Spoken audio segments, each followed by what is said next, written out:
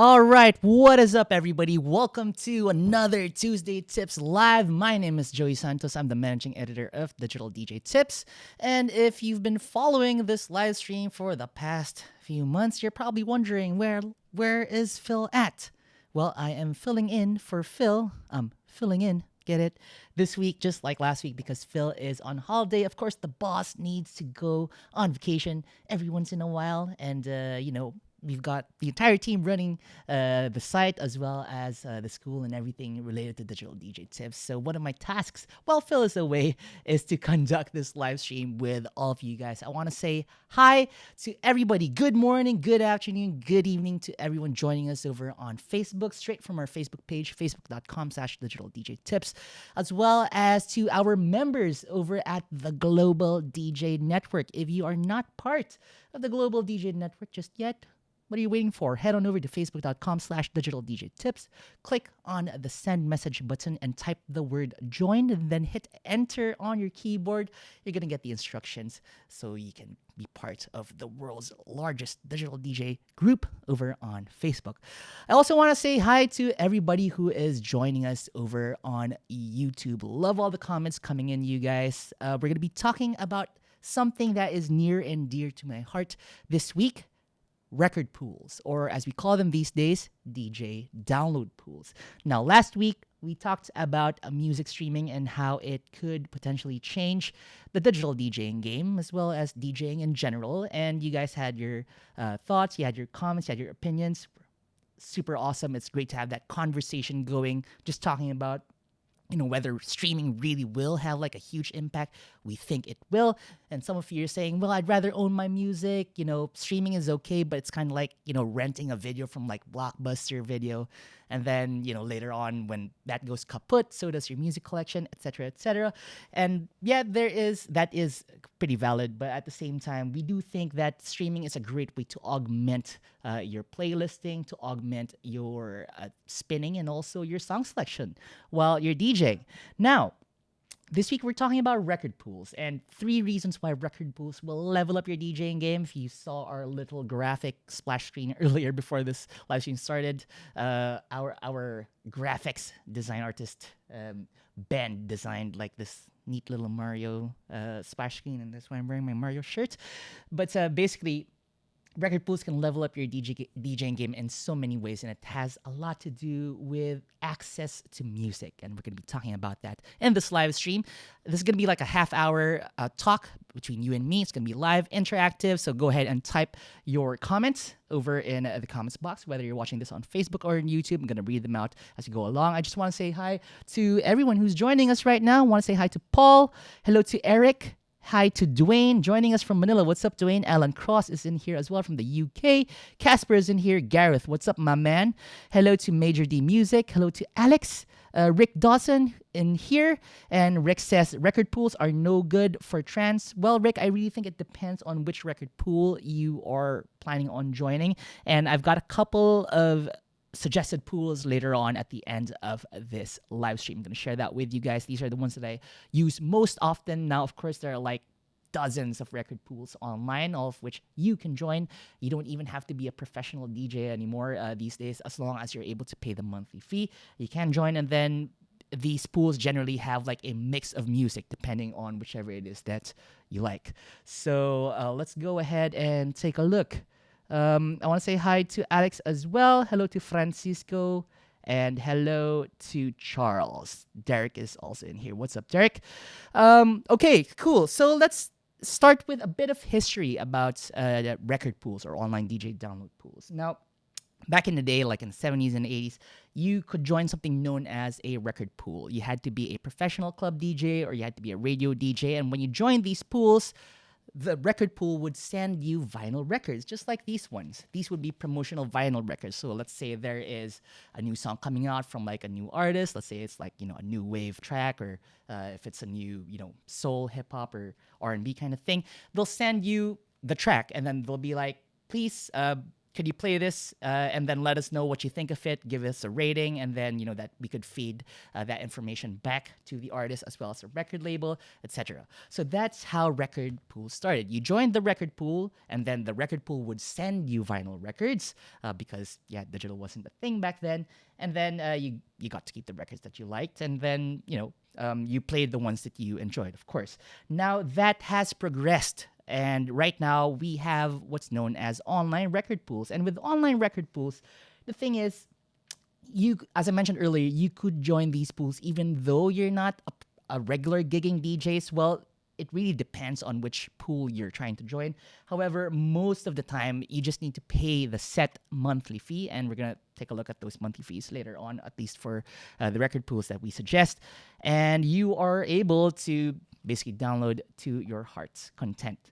And it's a really great way to build a collection quickly, especially if you're just new to DJing, for example. Instead of having to buy a song for like 99 cents over at the iTunes store, or going over to Beatport, where it's like $1.99 or even like $2.99 for some songs, you can just pay that set monthly fee, whether it's $10 a month or $29 a month, and then you can download as much as you want. Again, it's a really great way to build your collection quickly. Okay, so we talked about how the record pool itself started. Now let's take a look at the 3 reasons why having a membership to a record pool will really up your DJ game. So let's take a look here. So the first reason is you get access to DJ edits, which are basically versions of songs that have intros and outros for mixing. Now, this really is, I'd say this is the single thing that has made my mixing so much smoother. Now, I'm a top 40 club DJ. I play a lot of weddings. I play a lot of bars as well as pubs where it's pretty open format. So that means that I play everything from, new pop songs, EDM. I play a lot of R&B. I play a lot of rap, basically whatever is new, right? And most of the time, like if you try to play music that is either, something coming from the album itself, or like if it's a radio single or something like that, most often you don't have like a couple of bars with which you're able to mix in. Now, being part of a record pool, something like, DJcity or BPM Supreme, they've got versions of all of these songs. Of course, not like all the songs in the universe, but like they've got those songs in those particular genres, and they add like some intros and outros to these songs. Now, these intros and outros, they're usually like 8 or 16 bars, and that gives you time to mix in cleanly. And this has really changed the game for me, because before, what I do, especially when I just got back into DJing after a while, what I do is I just play, I'd have my CDs with me, play a track in there, and then I'd beat mix the other CD that I have. But sometimes they wouldn't be clean. Like I wouldn't have a clean outro with which I could mix into. And, you wouldn't really have like this train wrecks or something like that, but it just didn't sound so clean. And I was always wondering, why is it that whenever I head out over to like a big club, like big bottle service club over here in Manila, the DJs are just able to mix so cleanly. Sometimes they'd even mix after just like one chorus of a song, and they'd be able to do it so smoothly and it sounds so good. There wouldn't be any clashing between the instruments. And that's when I realized that a lot of these professional club DJs are actually part of a record pool. I chat with them. And that really sort of changed the way that I looked at building my collection. Now, of course, if I want like a track, I'd go over to like the iTunes store. But apart from that, what I do is I check my record pool subscription first. Do they have it in their library? And if they do, I'd get the version with the intro and outro so that I can play it in my set the next time, and it would be a nice, clean mix.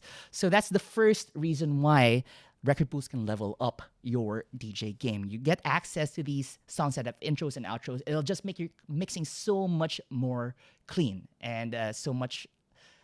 The way I describe it is, it sounds professional. It's just that polished, professional, clean mixing sound. So that's the first reason. Now, let's talk about the second reason. The second reason why is because you can download exclusive versions, remixes, redrums, hype edits, and even short versions of tunes for quick mixing. Okay, so we have like a lot of terms here on screen. Let me just sort of define these one by one. So exclusive versions mean that for every record pool, especially the bigger ones like BPM Supreme, Direct Music Service, and DJcity, they have their own sort of collective of DJ producers who make like their own remixes. Like in BPM Supreme, you've got the BPM Supreme Slam Edit, which you can only find over in the BPM Supreme record pool. For Direct Music Service, they've got DJ Q in there. They've got DJ Jason Jana in there who make their own exclusive mashups as well as remixes.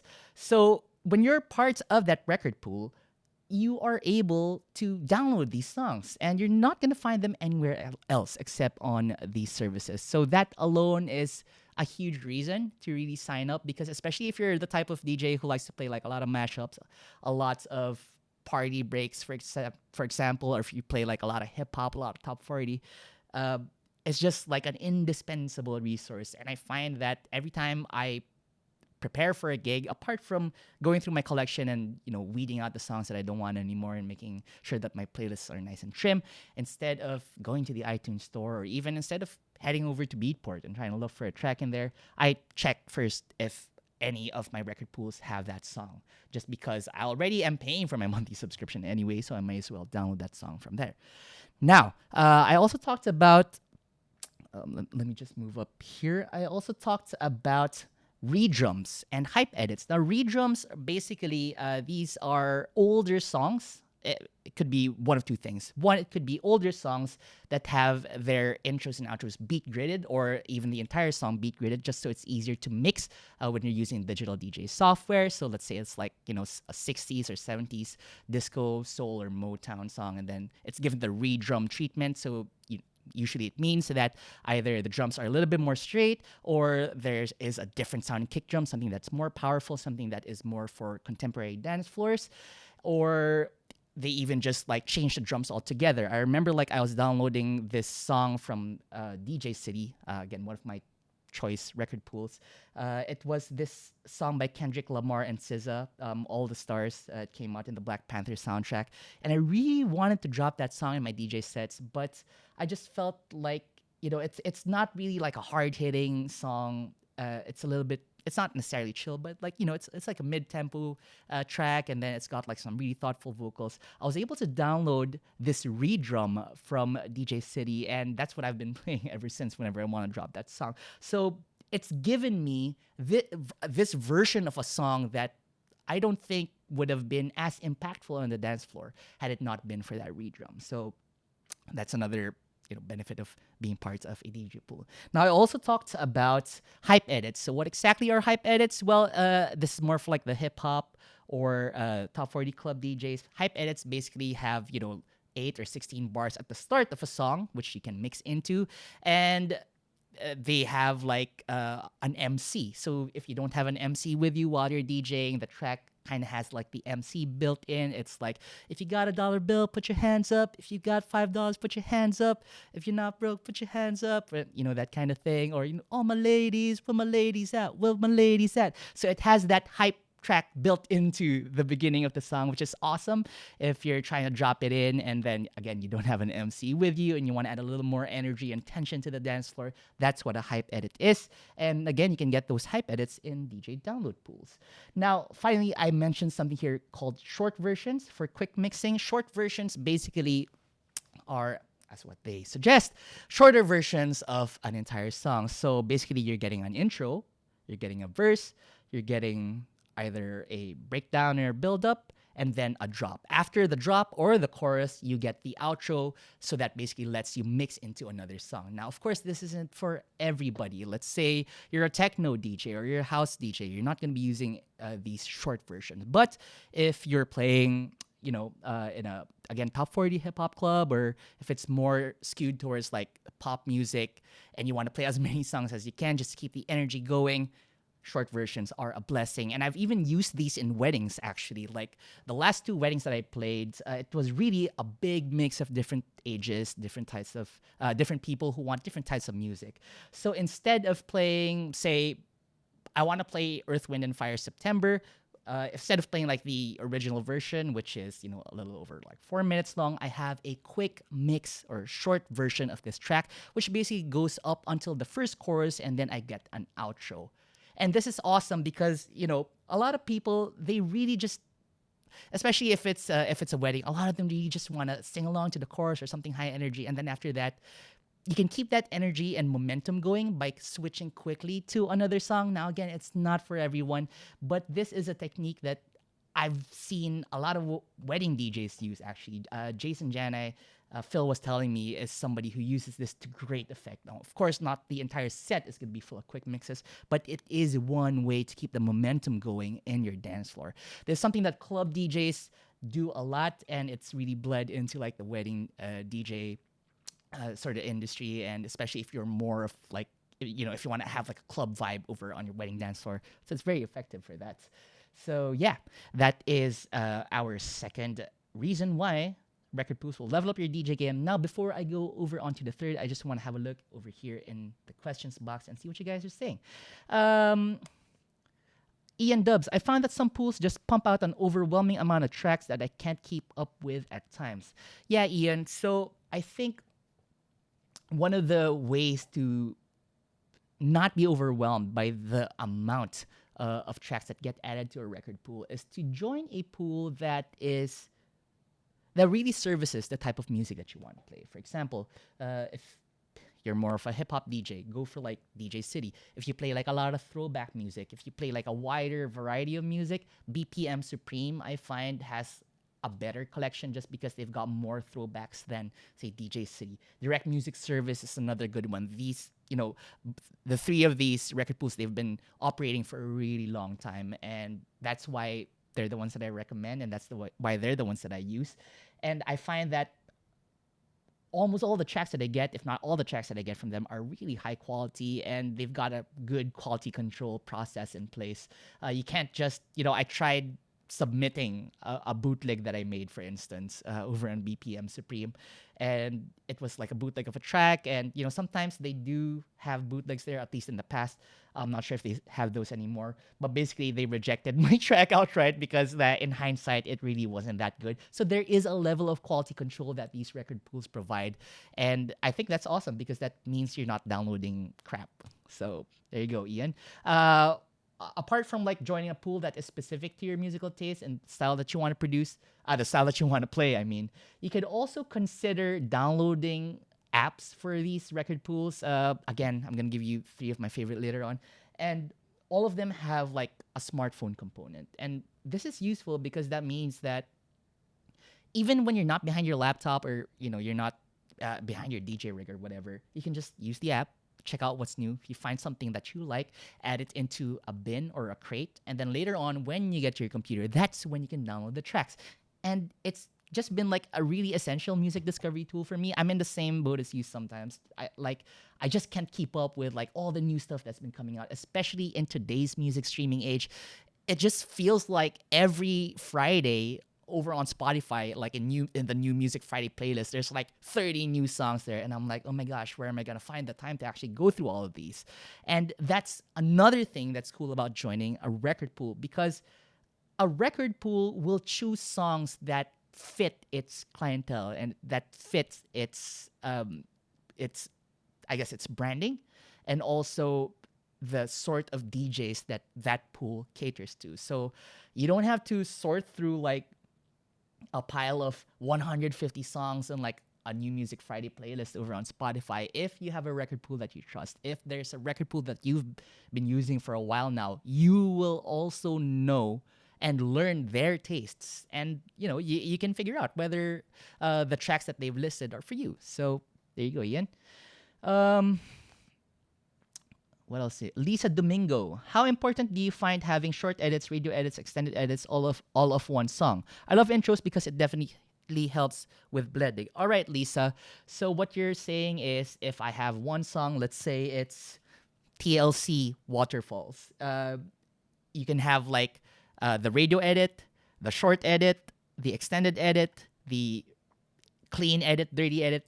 Okay, my suggestion here is to pick just one edit that you will drop in your DJ sets. More often than not, it's going to be the DJ edit with the intro and outro, as you suggested. Now, you can break this rule if you find yourself playing a variety of gigs. Let's say you play in clubs and bars, cool, but at the same time you also do weddings, or you do like corporate functions, or you do like, barbecues and that kind of thing. So sometimes you will want to have a different version of that track. Let's say it's a hip hop song, and sometimes it has clean and dirty versions. I would go for both versions, just because you can play the clean version when you're doing like an all ages kind of party, if it's like a barbecue, if it's a house party, if it's like, someone's 90th birthday and there are going to be kids there, you can play the clean version. That's one scenario where you can have more than one version of a song. And you can play the dirty version whenever you're playing at the club. It's just you and your friends, that kind of thing. So really, I would say just pick one version of a song. However, if again you play a variety, at least pick two clean and dirty versions. I find that I like having two versions. All of the songs that I have are not clean edits, because like I just bleep them live. My DJ controller has like the censor button, so I don't have to worry about cussing in my songs. But what I do is I download the DJ edit version, which has the intro and the outro, and I also download a short edit, because sometimes I really do just want to keep things moving really quickly on the dance floor. So I'll play like the short version of the song. Hope that helped, Lisa. Ash Holiday. Okay, I want the path to being convinced. What's the cost? All right, we're gonna talk about that in a bit. Derek Rudolph, one last comment here. I use BPM Supreme for all my urban and pop downloads, while I use Club Killers. Club Killers, another excellent pool to get remixes and dubstep, and I also use another DJ pool to get local music. Wow, you got a lot of choices in there, Derek. Thank you for that. All right, cool. So let's move on here. Our third and last reason why record pools will level up your game is because record pools lets you keep track and download fresh releases and new versions of old tunes. As I mentioned earlier, a lot of record pools have their own iOS and Android apps. So that means you can keep track of these songs wherever you are, even though you're not DJing, even though you're not behind your computer. Literally, wherever you are, as long as you've got your smartphone, you can keep track of what's coming out. Now, another cool thing, really, and this is one for the DJs who play a lot of throwback music. When you sign up for a pool like BPM Supreme, they've got like this nice collection of throwback songs, which is awesome, and then they've got new versions of it. But also, like some pools, they've got reimaginings of like throwback tracks. For example, in DJcity, they've got like Moombaton edits. They've got reggaeton edits of like 90s R&B and hip hop, and I absolutely love them because it gives such a fresh spin on tracks that people are used to hearing. One of my favorites really is this track by Next. It's called Too Close. It was really, really massive like in the 90s. But people are kind of, they know the song. They're really familiar with it. So yeah, when they hear it coming on, dun, dun, dun, dun, dun, dun, dun, dun, dun, yeah, people know that, oh yeah, Too Close is coming up. But if I play like my re-edit, or if I play my remix of that track, which I downloaded from my record pool, suddenly it becomes like this Moombaton banger that people don't really expect. And I live for those moments because, again, it's putting a fresh spin on an old track or a classic track. And that's something that you will get a lot of over on those record pools. Okay, so we've been talking a lot about the reasons. Now let's talk about the record pools that we recommend.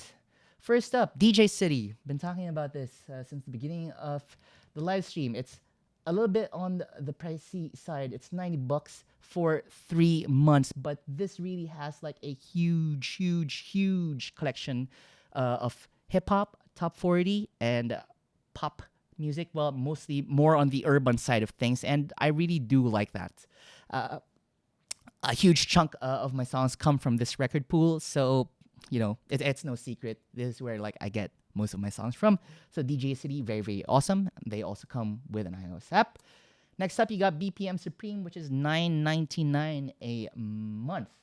So if you want to play a wider variety of music, say you just don't want to play urban music, this has EDM, this has throwback stuff, a lot of 90s stuff. It has 80s stuff too. It also has seasonal stuff like, holidays and that kind of thing. So this is more for like if you're a really open format DJ, especially if, you do like mobile gigs, that kind of thing. So that's in there. And the last one is direct music service, $20 a month. This does have a cap. I think it's around like 40 songs every month, 40 or 50 songs. It starts from $20 a month. They've got other subscription levels as well if you head on over to the site. So really, you just get to pick whichever of these three that you like. Now there are also others that were mentioned earlier. Club Killers is another good one. Digital DJ Pool is another good one. They recently revamped their website. We actually did a review of that over on Digital DJ Tips.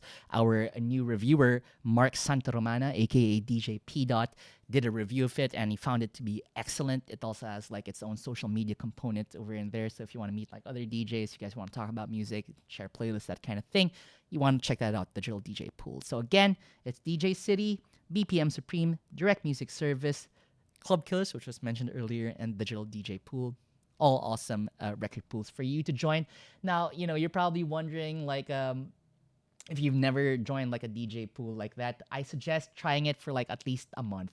And, once you've signed up, check out the songs that they have, check out the songs in the catalog, download them, and play them at your next gig and see how it transforms your DJing. It makes your DJing, I would say, more economical in the sense that not only do you get to save a lot of cash, especially if you're a heavy downloader of music. Like I download music for my DJ sets almost every single week. And, it's not just like, 3 or 4 songs. It's usually between like 15 and 20 songs. I cycle music that I have in my library out and then I bring new ones in. But yeah, I'm looking at 15 or 20 songs. If I were to buy those on like Beatport or the iTunes store, I'd be spending like $20, $30 every week. But since I'm part of these record pools, I can just download from the pool. And all I have to do is to pay that set monthly fee. And really, just give it a try. I'm not saying that, you should stop buying music and stop streaming music and just join a download pool and get all your music from there. That's not the point. The point is download pools or record pools are supposed to augment your music discovery. They're supposed to augment your playlisting. They're supposed to aid you in building your collection. So it sits in a toolbox of other tools that you're able to use in order to build a collection. And that includes buying music, making your own remixes and DJ edits, streaming while you're DJing or streaming and putting them in an offline locker if you're using something like Beatport Link Pro. So again, they're all just options for you in order to further your DJing. And I really think it's a huge boon, not just in terms of cost, but also in terms of music discovery. And it really stretches your capabilities as a DJ. It also exposes you to new music and new styles of music you otherwise wouldn't have heard about. All right, so before we end, oh my gosh, where'd the time go? It's already been 30 minutes. Let's take a look at our comments in here. Alan Granville, you can also just remix your own tracks and add a intro and an edit. And an outro. That's right, Alan. But for those who aren't really savvy with a digital audio workstation, it's easier to just download songs from these record pools, right? Of course, yeah, you can do that yourself. You can use software like Serato Studio, which is awesome for making DJ edits. You can use Ableton Live, which has the warp feature. So basically, even if you want to slow down or speed up a track and, add those intros and outros, you can do that very, very easily. Thank you for that, Alan. Klaus Norris, what is the best pool for new disco and similar genres? Hey, Klaus. Yeah, so I haven't really come across any new pools for new disco. I will get back to you on that. I'll do some research after this live stream and I'll send you a PM. I'll let you know. But I think I remember like late night record pool. I don't know if they're still around, but I remember like I was able to get a couple of new disco tracks in there. So you might want to check that out. Derek, I'm still doing research on DJcity if a new record pool website called Heavy Hitters is like the new DJ pool on the block. Yeah, Heavy Hitters I think is a new one. I've not tried it myself. I will check it out after this live stream too. Thank you for that, dude. Lawrence, I feel like I'm filtering a lot. How do you go through all the thousands of songs released weekly, if not daily? Yeah, so a couple of things. We mentioned record pools. If you join a record pool, they've got their own charts in there. They've got radio charts, they've got download charts, they've got feature charts, they got charts uh, that are like the highest rated by DJs, that kind of thing. So that's one place that you can go. Outside of record pools, you can also look to Spotify streaming. Now, again, Spotify, it can be daunting just because like it probably has like almost all of the world's recorded music already. Well, if not that close to it, you could try joining just a handful of playlists in there. Playlists in the style that you like and, you know, created by people that you trust. I would recommend starting off with Spotify curated playlists because they tend to know what they're doing, and yeah, all the new stuff comes from there. But also at the same time, you're gonna want to follow user generated playlists. Now, where do you find user generated playlists? I recommend going on Google and doing a quick search, because there are repositories for these user generated playlists, and you can find like, you know, these playlists with like hundreds of thousands of followers. That's something that you can join, or that something that you can follow if you want to keep track of that. There are also like some smaller playlists that cater to like more niche audience, I would say. So just go ahead and, you know, do your research. I think one of the, I guess one of the most daunting things really about like this digital music age is that it's so easy to put music out into the world, so it tends to get lost. And it's our job as DJs to sift through all of that, sift through all the clutter, and to really pick songs that resonates with us and to share that with our audience. I think that's becoming an ever more important skill. And a lot of people say, or like I see this argument a lot online, that, you know, oh, artificial intelligence is just gonna, it's gonna ruin DJing, or it's gonna kill the craft, or, you know, it's gonna make DJing obsolete, or that kind of thing. And I'm like, well, we can't really predict the future, so we can't say that's gonna happen 100%. But what I do know right now is that there's just so much music being put out, and there will always be room for an individual whose job it is to go through all that music and to pick the ones that will work on the dance floor. And sure, you could probably say that, yeah, but like in the future there's going to be like an AI who will be able to do all of that and more. And yeah, maybe that will be the case, but at the same time, think about this. People on the dance floor want to hear music played by a person, and it's not just because it's, you know, some sentimental kind of thing, but it's more of having that connection with another person. I mean, like if you want to party to like a playlist, you can. But at the same time, it's just different having a DJ behind the booth picking music for you, playing requests if the DJ wants to do that. But really, the job of the DJ is to, again, just sort of tie everything in a party together. You can have a party without music for sure, but like having music there played by somebody who has a great feel for the vibe and for the crowd, that's just gonna take things to a whole nother level. And that's how we need to step up as DJs. Sometimes it's just not enough to play, you know, the big songs. You can do that, but everyone has access to the same songs, right? You can look at like, you know, the Beatport top 10, or you can go to like Spotify, stream everything from Spotify while you're DJing. It's not just about playing the music. It's about building a connection with the people in front of you through the music. I always say this, like if you give, you know, like 5 DJs a playlist with like 20 tracks, they're all going to play those 20 tracks differently. That's what makes one DJ different from the next. And that's why, you know, you really can't compare two DJs, to be honest, just because there's just so many different variables that come into play that are outside of like the fundamental techniques of DJing. Am I right? Cool. So before we end, let's just go through a couple more comments here, guys. Alex Wetton, We Mix, it's a VDJ pool. It's getting better for goth and alternative as I keep requesting it, and they do their best to get it if it has a video. The only drawback with WeMix is a song needs to have a video. Okay, so WeMix is a video DJing pool. Thank you for that, Alex. Lisa Domingo, using cue points to jump to outro is a good workaround if you play a longer version of the song, but see that the crowd is telling you to change the song. Yeah, that's also a good one.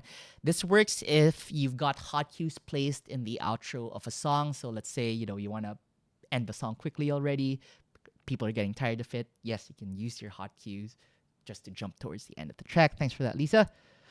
Um, who else is in here? Mike Thompson. I use video pools now. That's awesome, Mike. What software are you using for video DJing? Um, Major D Music. You can use Serato Flip and make your own DJ edits and outros. All right. Drew Woff. VJ Street for video. That's another good one.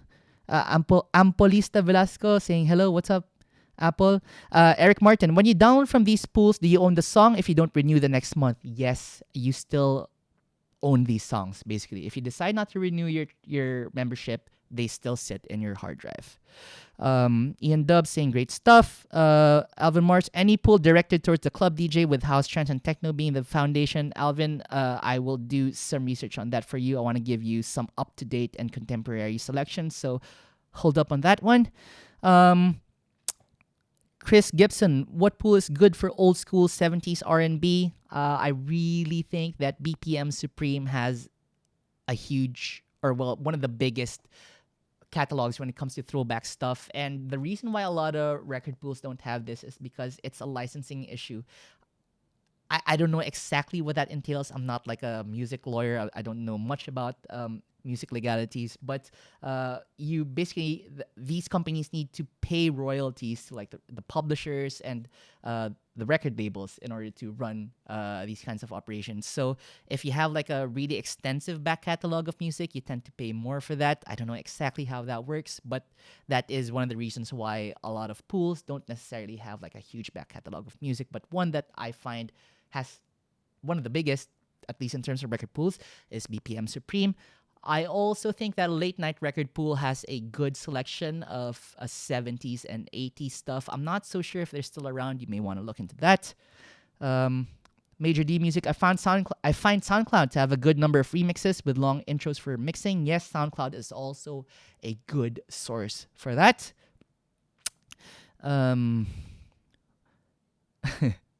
Lawrence, they want to hear some birthday shout-outs from a human DJ too. Yeah.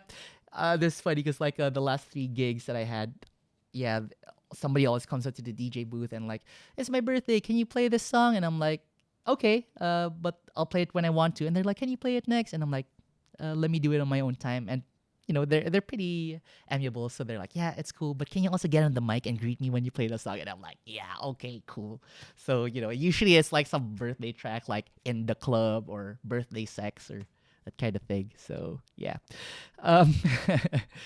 Dave Orr. It was so much different back in the day. I remember how much fun it was to go into the underground import record stores to peruse all the cool music that was mostly unheard of here in Canada. Yeah, you know what?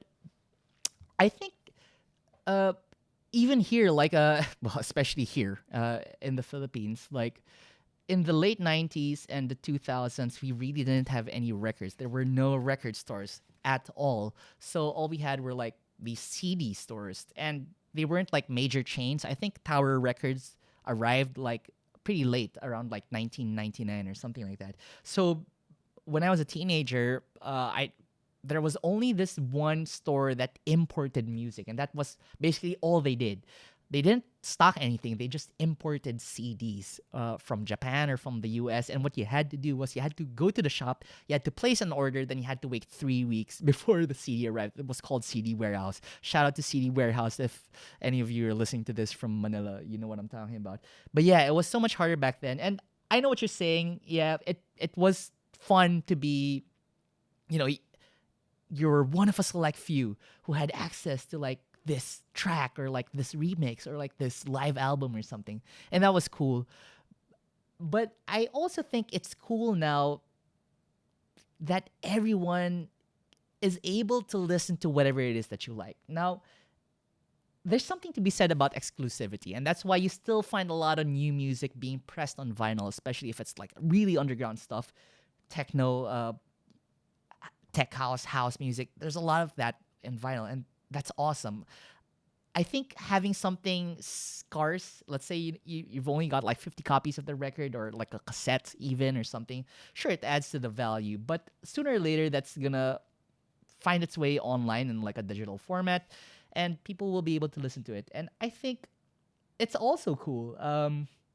it really depends on what the original intent of the artist is. Exclusivity is awesome, but I really like it when a DJ is able to introduce a previously exclusive track to a broader audience of people, and then those people start liking that track and they start asking you, hey, so what song is this, where'd you get this, etc. And then that's when the DJ can be like, oh, it's, it's something, it's a secret, it's one of my secret weapons in my toolbox, I'm never gonna share it. That's one side of the spectrum, and the other end is like, yeah, I'm gonna give you the artist, I'm gonna give you the record label name and all that stuff. So I find myself on the latter just because I do like sharing music. But if you're, if you want to be secretive about stuff, that's also cool. It's your prerogative as a DJ. You do whatever you want, right?